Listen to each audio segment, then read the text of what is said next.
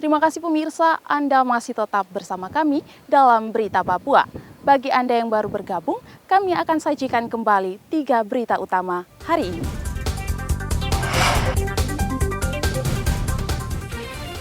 Seorang nelayan di Timika terjatuh dari atas kapal, tim SAR kerahkan perahu cepat mencari korban.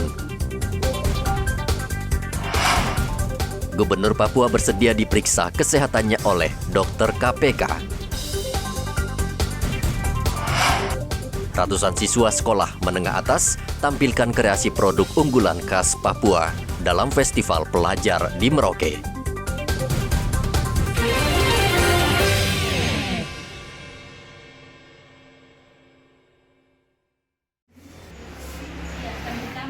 Saat ini seluruh apotek di Mimika dipastikan untuk sementara tidak menjual berbagai jenis dan merek obat sirup yang menjadi petaka gagal ginjal akut yang akhir-akhir ini menyerang anak-anak. Dari pantauan reporter kami di Timika, BPOM melarang menjual sementara seluruh obat sirup yang ada di apotek, baik untuk orang dewasa maupun anak-anak. Seluruh apoteker juga sudah mendapat surat edaran dari BPOM Timika, bahkan Dinas Kesehatan terkait larangan penjualan obat sirup. Yang dari Menteri Kesehatan, kita udah nggak menjual lagi. Walaupun tadi malam kan ada Balai POM tuh, ada edaran, ada beberapa sirup yang sudah aman, yang bisa dijual, tapi sementara kita masih menunggu dari Menkes lagi. Apakah mereka udah satu suara lah istilahnya ya. Jadi sementara kita memang belum menjual obat-obat cair. Kira-kira semua jenis obat cair atau memang? Semua. Ya. Sejak kapan? Mulai dari edaran dari Menteri Kesehatan, himbauan untuk tidak menjual. Sudah berapa hari yang lalu itu. Sampai sekarang belum menjual gitu. Itu obat cair untuk anak, orang dewasa pun juga? Semua. Karena cair itu kan yang diindikasikannya kan pelarutnya. Jadi semua pelarut, semua cairan kita tidak jual yang obat diminum. Nah, kita ikuti himbauan dari Menteri Kesehatan. Item aja kita kan sedia stok banyak. Misalnya merek ini, terus satu item aja berapa puluh. Belum berapa item, kalikan aja tuh. Jadi semuanya kita nggak jual. Batuk, pilek, demam, vitamin, semua pelarut, semua larutan. Kan di situ nggak disebut ini obat demam, obat pilek, tapi yang disebutkan pelarutnya. Nah, kalau pelarut kan berarti bahan cairan, bahan sirup. Pas ini ada surat dari Kemenkes, hari itu juga kita tidak menjual seluruh obat sirup yang larutan, pokoknya semua larutan itu kita tidak jual dari tanggal 19 itu. Pokoknya yang sirup-sirup kita tidak, ini batuk, flu, demam, semua kita tidak jual. Kalau yang ditarik di sini kan yang kemarin sudah ada surat resminya dari Kemenkes itu sama BPOM kan ada 5, yang kita punya ada 2. Obat sirup anak yang batuk flu, baby Unicodicol sama Thermorex. Itu saja yang kita punya 2 kemarin sudah ditarik, sudah dimasukkan di karton. Kemarin ada pemeriksaan juga dari Lokapom dengan Dinkes, sudah kita masukkan di karton, sudah ditarik. Kita bebankan untuk sementara tidak melayani sediaan sirup semuanya. Sampai kita tunggu pengumuman resmi dari BPOM dengan Kemenkes. Warga diminta untuk sementara waktu mengganti atau mencari alternatif obat pengganti bagi anak-anak mereka yang sedang menderita sakit. Maksudnya kaget juga, biasanya kan anak-anak itu minum sirup, tapi setelah saya dengar ya tergantung saja, kalau dari kesehatan kita menyesuaikan saja dari. Tadi ibu sempat cari obat sirup ya? Iya, sirup ini vitamin, sama kemarin dia panas saya ini. Kemarin panas saya mau kan ini pamol, tapi katanya lagi sementara ini masih ini belum diizinkan. Iya, belum diizinkan. Padahal biasanya minum pamol. Sekarang anak diberikan obat apa? Tablet saja. Kemarin bersama saya itu dilarutkan buat. Dilarutkan. Iya.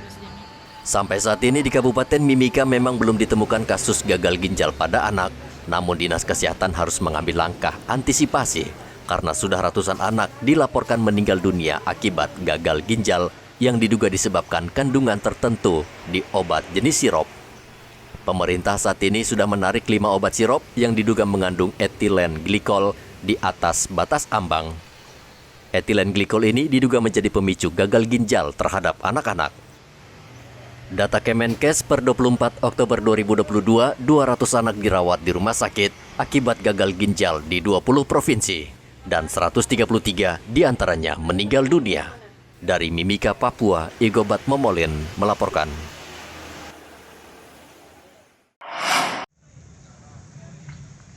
Penyebaran COVID-19 saat ini masih terjadi di sejumlah daerah, walaupun jumlahnya menurun dan tidak setinggi beberapa bulan sebelumnya. Hal ini disebabkan sudah terbentuk kekebalan komunitas. Namun Ikatan Dokter Indonesia, IDI Merauke meminta masyarakat tetap menerapkan protokol kesehatan seperti menggunakan masker di tempat tertutup, karena fungsi masker sangat banyak manfaatnya.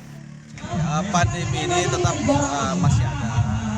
Virus corona COVID-19 masih ada. Himbauan saya bahwa memang sekarang himbauan dari pusat, kalau kita di luar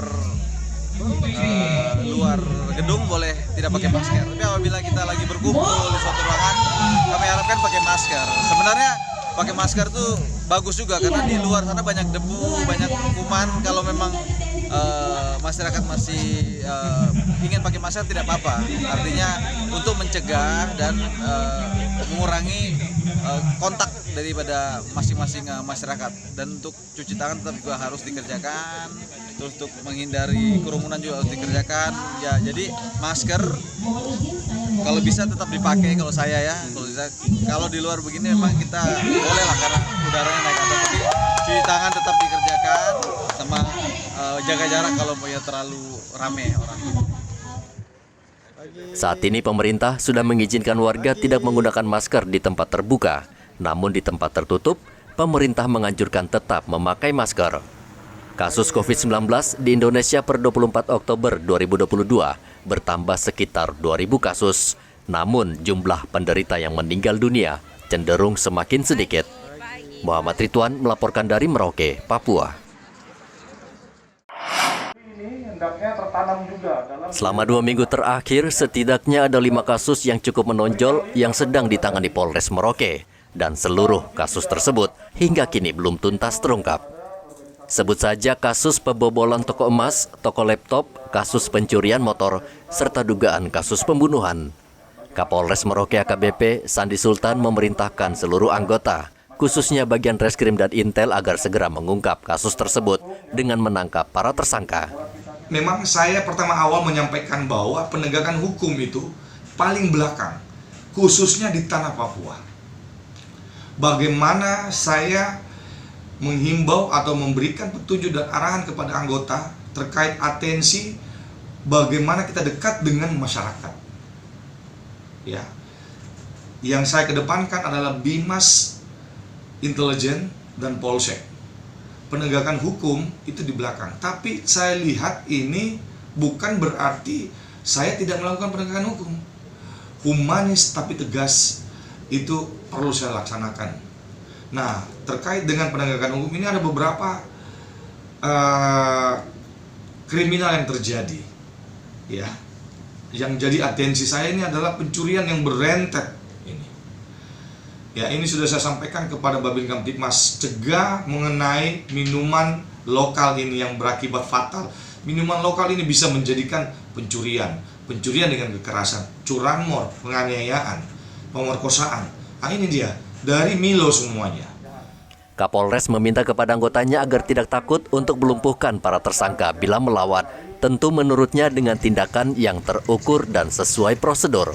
Muhammad Ridwan melaporkan dari Merauke, Papua.